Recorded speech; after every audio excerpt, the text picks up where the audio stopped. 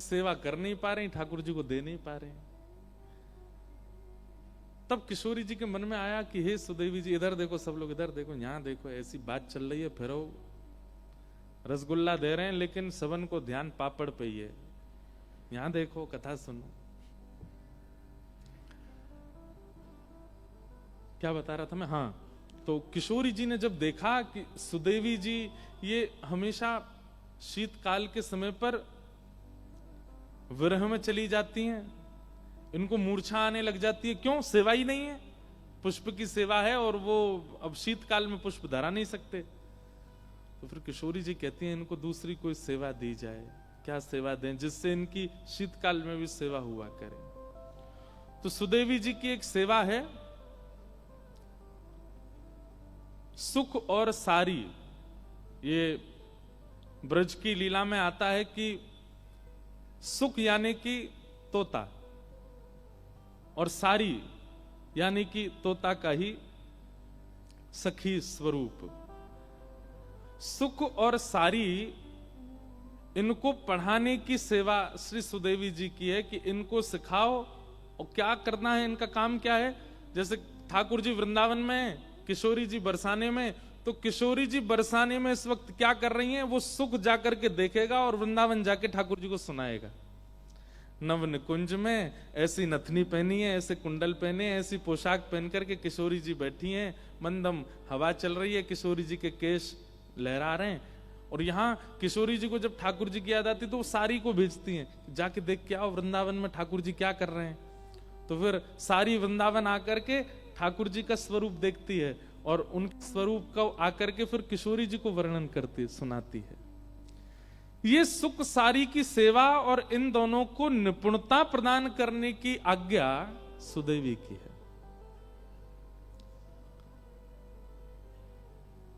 तो जब 6 महीना पुष्प का श्रृंगार नहीं होता तो सुख और सारी को पढ़ाती हैं कि किशोरी जी का अंग कैसे देखना है। ऐसे ये भी तो एक नियम है कि आप स्पष्ट किशोरी जी के सर्वांगीण अंग को नहीं देख सकते, कैसे देखना है, उसके प्रति आपका भाव कैसा होना चाहिए, उसके प्रति विचार कैसे होने चाहिए, वो सब चीजें अनुभव करना ये इनका काम है। और दूसरा, जब निकुंज में दोनों प्रिया प्रियतम मिलते हैं तो उनका मुखोल्लास करने के लिए, उनको सुख देने के लिए सुख और सारी दोनों आमने सामने बैठ जाते हैं और एक दूसरे के बातों का कटाक्ष करते हैं। कैसे? जो अभी हुआ उसी विषय में मैं सुना रहा हूं। जैसे सुख क्या कहेंगे,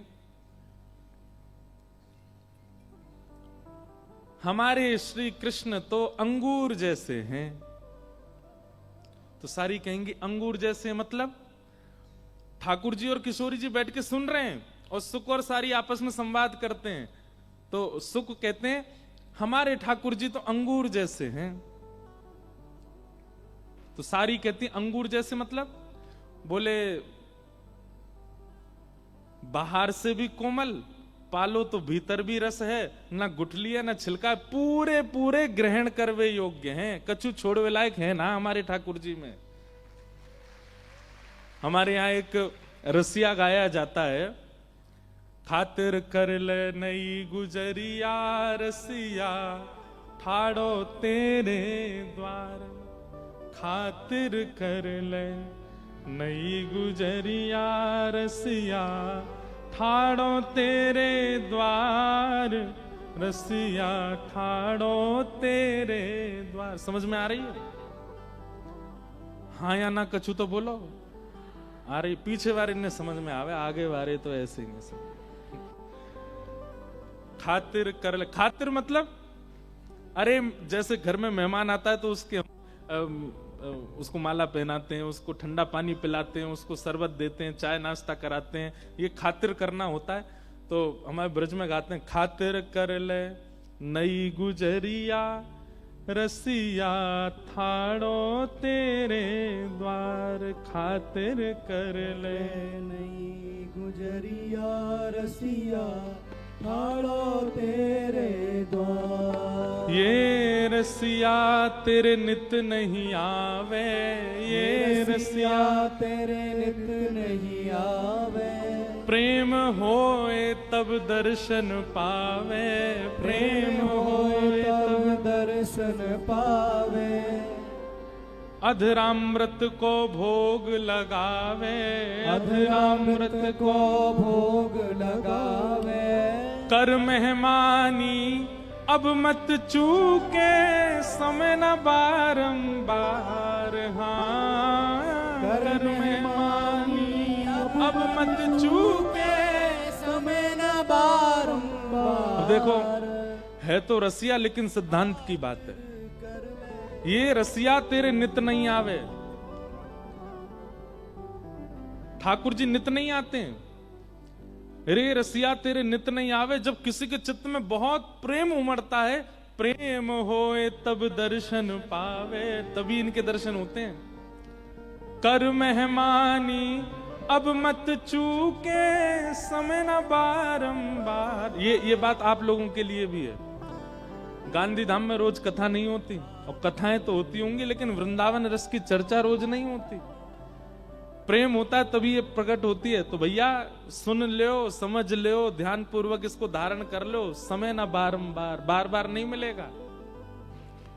तो ऐसे हमारे ब्रज में रसिया गाते हैं, और उस रसिया में एक बात कहते हैं, क्या? हृदय की चौका कर ले हेली, हृदय की चौका कर ले हेरी, नेह को चंदन लगा नवेली, नेह को चंदन लगा नवेली। ये सब ठाकुर जी के सखा बोलते हैं सखियों को।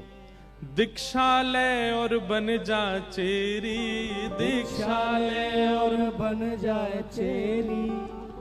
पुत्रिन, अब देखो शब्द समझने पड़ेंगे। पुत्रिन पलंग बिछाए, हाँ, पुत्रिंग पलंग बिछाए, पलक की कर ले बंद किवाड़। हाँ, पुत्रिन पलंग बिछाए, पलक की कर ले बंद किवाड़। भैया ये ठाकुर जी तेरे द्वार पे आए, हृदय रूपी चौकी पहने बैठा, और नेह को चंदन लगा नवेली। घर पे आए मेहमान को चंदन लगा, तो नेह को, प्रेम को चंदन लगा।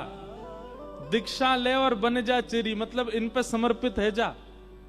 और पुत्रिन पलंग बिछाए, अपने नेत्र रूपी पलंग पे इनको लेटाए के, और अपने पलकन की किवाड़न को बंद कर ले, सदा को अपने नेत्र में न धारण कर ले।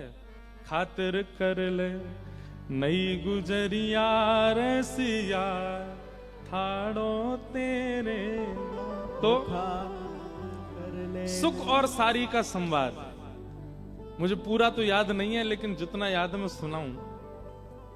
तो उसमें सुख कहते हैं, हमारे कन्हैया तो अंगूर जैसे हैं, बाहर भी छिलकाना है, भीतर गुठली ना है, रस ही रस है, कहीं तो खा लो।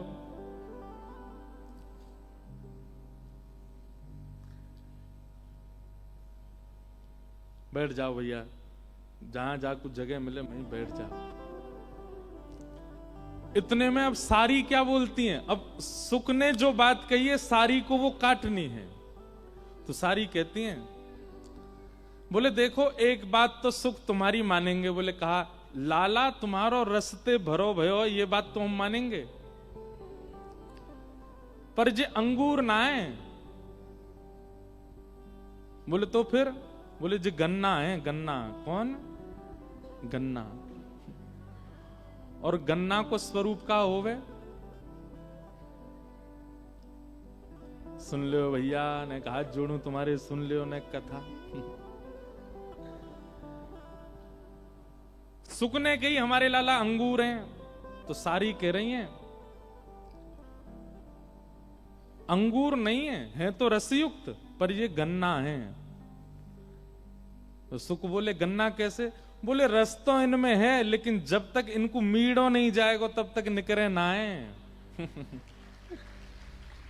या हमारे हम सखीन के हत्ते इनको चढ़ानो पड़े, इनके कान मरोड़ने पड़े, इनकी वंशी चुरानी पड़े, कभी इनको मुकुट चुरानो पड़े, कभी इनकी पीतांबरी लेके भागनो पड़े। जब तक मीड़ोगे नहीं तब तक इनमें ते रस निकरेगो नहीं। या हमारे हमको इनको गारी सुनानी पड़े। यह है सुख सारी का संवाद। अब सुख कहेगा एक बात, सारी उस पर अपना भाव देगी। और अब इतने जैसी आपने ताली बजाई ऐसे किशोरी जी ताली बजाती, वाह वाह वाह, सारी जीत गई हमारी। तो फिर ठाकुर जी कहते हैं, ए सुख, नाक कट रही है हमारी, कछु बोल भाई बढ़िया। तो फिर सुख कहे, ए सारी, तू जाने ना है, वो तो हमारो लाला बड़ो कृपालु है, हमारो लाला बड़ो भक्त वत्सल है। तुम सबन की गारी, तुम सबन की ओछी वाणी, तुम सबन की हरकत जो है कहा है, काउदना अगर पूतना वाले हाथ दिखा दिए ना, हमारे ब्रज में पूतना आई, अघासुर आयो, बकासुर आयो, कालिया नाग आयो, सबन को मार दियो लाला ने। गिरिराज पर्वत उठाई लियो हमारे लाला ने। तू जाने ना है अभी हमारे लाला के बले। जैसे ही कही कि भैया इनने पूतना मारी है, घासुर मारो, धेनुकासुर मारो, और देख पूरे ब्रज में इनको सब राजा की तरह पूजें। यदि ये नहीं होते तो हमारो ब्रज कब को नष्ट हो चुका होता। तब सारी बोलती हैं, तेरे लाला ने गिरिराज जी उठाए? बोले हाँ। वो इकन्नी उंगली पे और इकन्नी उंगली के नख पे गिरिराज जी उठाए।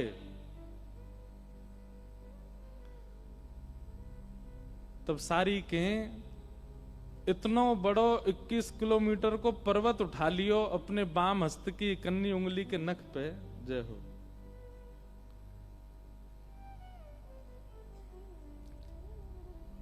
हमारे मध्य पूज्य श्री टीकम महाराज जी पधारे हैं, आपको बारंबार प्रणाम। आपका स्थान गोवर्धन बहुत सुंदर है महाराज जी, स्थान का दर्शन करके बहुत आनंद आता है। तो सुख कहते हैं, वो हमारे लाला ने गिरिराज जी उठाए, अघासुर, बकासुर, धेनुकासुर कितने बड़े बड़े राक्षस मारे।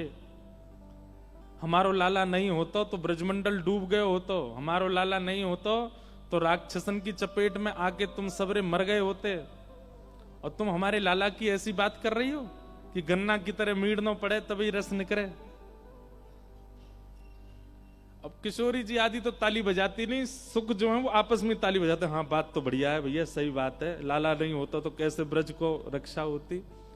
तो सारी बोली, तुम्हारे लाला ने गिरिराज जी उठाए? बोले हाँ, वो 21 किलोमीटर लंबे और बाम हस्त की इकन्नी उंगली के नख पे उठा लिए। तब सारी बोली, हाँ वही बात कह रही हूं, सुन ले मेरी, सुन ले। बोले कहा, इतना बड़ा पर्वत उठा लियो, लेकिन हमारी किशोरी जी नेत्र भर के देख लें तो हल्की सी बंसी ना उठाई जाए इन पे।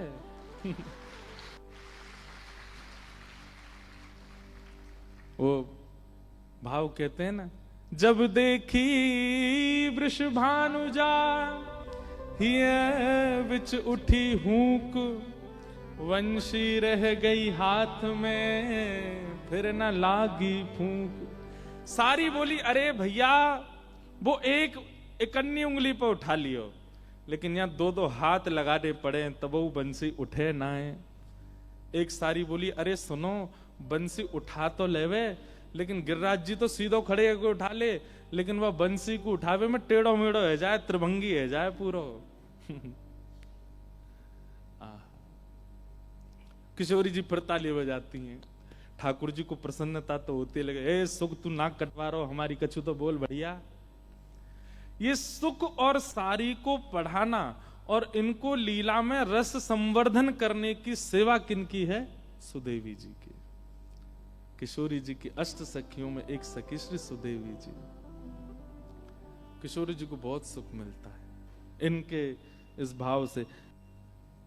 एक हमारे मित्र हैं, उन्होंने मुझे ये भाव क्यों चल रहे हैं आज, उन्होंने अष्ट सखियों के प्रणाम का एक पद भेजा मुझे, इसलिए तब से ये भाव आ रहा था कि अष्ट सखियां, कईयों को तो पता ही नहीं अष्ट सखियां कौन कौन सी हैं। वो अष्ट सखियों को प्रणाम करो सब लोग। कौन कौन सी अष्ट सखियां?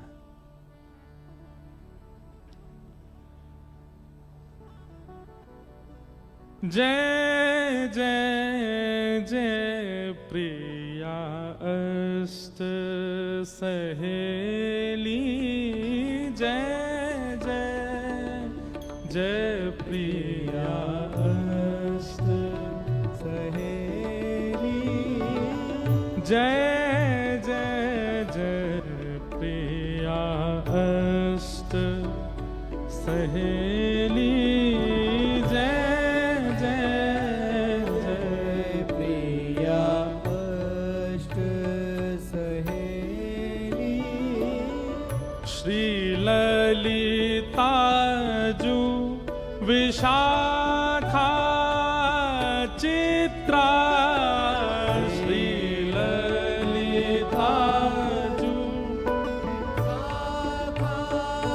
चित्रा सब गाओ श्री ललिता जू विशाखा चित्रा श्री ललिता जो विशाखा चित्रा चंपकलता सुघर मन मेली लता सोघर मन में हे जय जय जय प्रिया अष्ट सहेली जय जय प्रिया अष्ट सहेली जय जय जय प्रिया अष्ट सहेली जय प्रिया आपको एक बात बताएं, ठाकुर जी के श्रृंगार में जाने से पूर्व, भोग की सेवा में जाने से पूर्व, शयन कराने से पूर्व, जलझारी धराने से पूर्व, उत्सव प्रारंभ करने से पूर्व इन अष्ट सखियों को प्रणाम सबको करना चाहिए। जो प्रेम लक्षणा भक्ति करते हैं वो सब इस पद को याद कर लीजिए, नित्य गाया कीजिए। ये अष्ट सखियां कृपा करेंगी, वृंदावन कृपा करेगा, तभी सेवा निपुण हो सकती है। जय जय जय प्रिया अष्ट सहेली जय जय जय प्रिया अष्ट सहेली तुंग विद्या इंदु लेखा भामिनी तुंग विद्या देखा भामिनी तुंग